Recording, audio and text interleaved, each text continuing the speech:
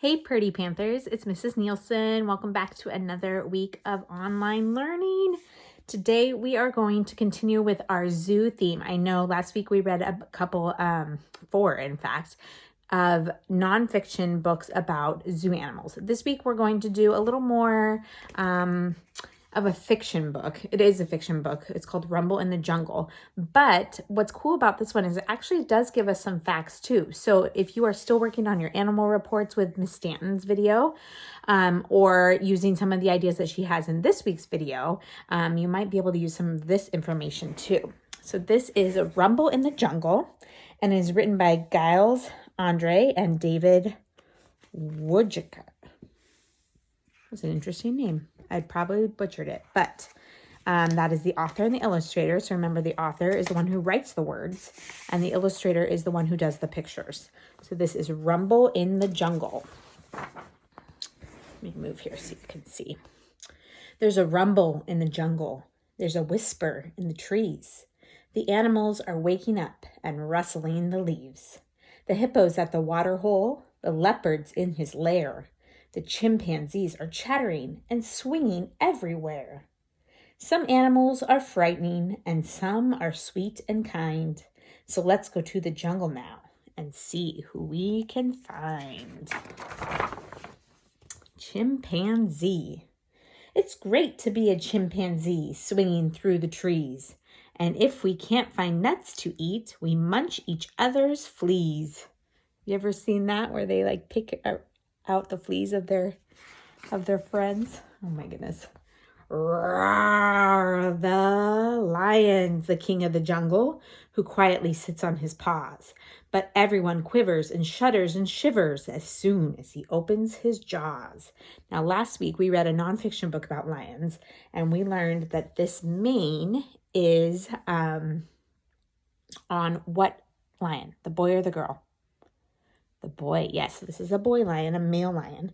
And we also learned that their roar is super loud and can be heard for miles around. It's great to be an elephant, all big and fat and round, and wander through the jungle, just elfing around. We learned about elephants too, didn't we? Oh, and zebras.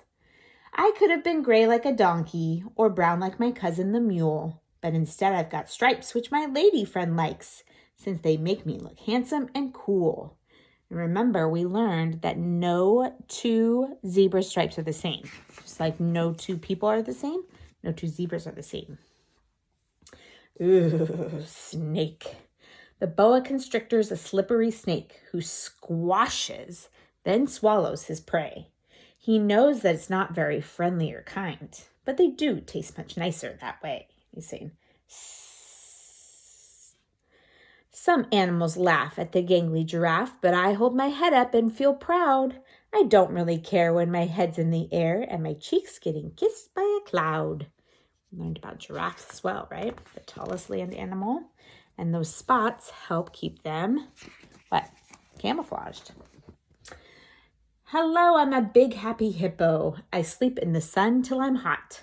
And when I'm not sleeping, I mooch in the mud, which hippos like doing a lot. This is a crocodile. When animals come to the river to drink, I watch for a minute or two. It's such a delight to behold such a sight that I can't resist chomping a few. Have you noticed the words in this book? At the end, they sound the same. What kind of words is that? Rhyming words, you're right. Rhinoceros, the ravenous rhino, that means he's very, very hungry, is big, strong, and tough, but his skin is all baggy and flappy, which means that there's plenty of room for his lunch, and that makes him terribly happy. Aren't these cool? These are gazelles. No one can run half as quickly as me, the galloping, gorgeous gazelle. I can leap up so high that my horns touch the sky, and I'm awfully pretty as well. Gorilla. The gorilla is big, black, and hairy, and the thing that he likes to do best is to look all ferocious and scary and wallop his giant great chest. It says thud, thud, thud, thud, thud. Leopard. If you meet a hungry leopard, prowling through the night. Make sure you call him sir and be incredibly polite. Beware of the terrible tiger. You don't always know when he's near, but his eyes shine like lights in the blackest of nights, and his growl makes you tremble with fear. Grr. I think if I saw either one of these, I would tremble with fear. The night has started falling, but the jungle never sleeps. The vultures circle slowly while the leopard softly creeps. And if you listen quietly, you might just hear the growl of a hungry pair of panthers who are still out on the prowl. The lions and their little cubs are sleeping in their den, so let's leave them till tomorrow when we will visit them again. The end. So that was a fiction book, but still kind of give us a little bit of information about some different animals that live in the zoo. So I hope you enjoyed that one, and I can't wait to see your writing and different comparisons between the different animals. Hopefully you found some things that were the same or different maybe between this book and other books or this book and the books we read last week. So guess what, Purdy Panthers? We have no more new sight words to learn.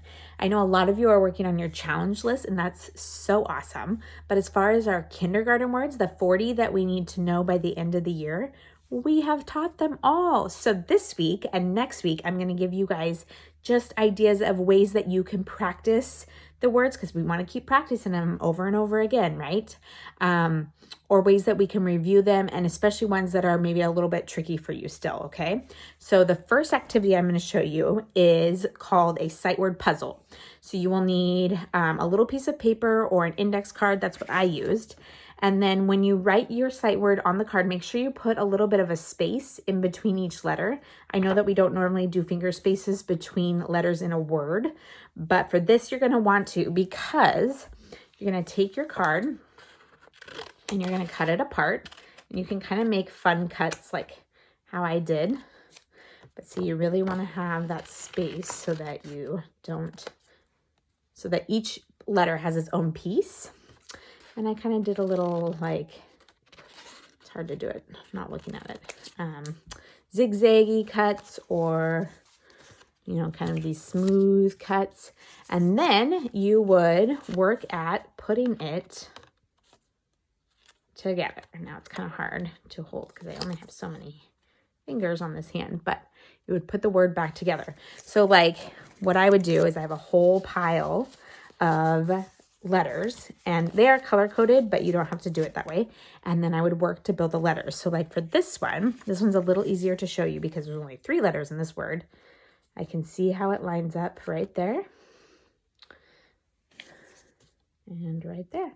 And what is that word? Can. Good job.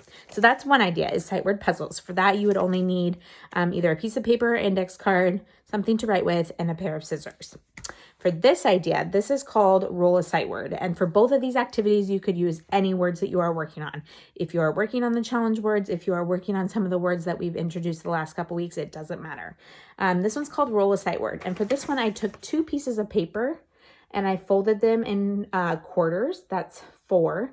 But I wanted to have 6 sections. So I actually taped 2 together to make 6 sections. And then you can see at the bottom in each section, I did a word, whatever word you are working on. I didn't pick these in particular. I just wrote some random words that we know. And then I also did a dice or a number, right? So 1, 2, 3, 4, 5, and 6. So what I did, and I wrote it all in black. And then when I roll the number and get that word, I'm going to choose a color just to make it fun. So for this, I have my paper and a dice, and I'm going to roll my dice. And I know you can't see it, but I rolled this, which is a 6. You are right. So for 6 on my paper, I have the word G-E-T, which is the word get. Excellent. So now I'm going to roll again. This time I rolled a 3. 3 on my paper is with. So for that one, I'm going to choose a different color. I'm going to write it, and you can keep rolling and keep writing and see which word gets to the top. Or if you want to get all of them to the top, that's fun. I'm choosing different colors for each word just to make it more exciting. My last turn, I'm going to show you. I rolled a 4. A 4 is this word, d. Did. You're right. And there I wrote it. So now you can see the whole paper. So just a couple of different activities that you could do to practice and review those words. It's always fun to try it with new materials and new techniques. But whatever you do, keep reading, keep practicing those words, and keep knowing that we are missing you and thinking about you, and we cannot wait to see you again. Take care, Pretty Panthers. Bye.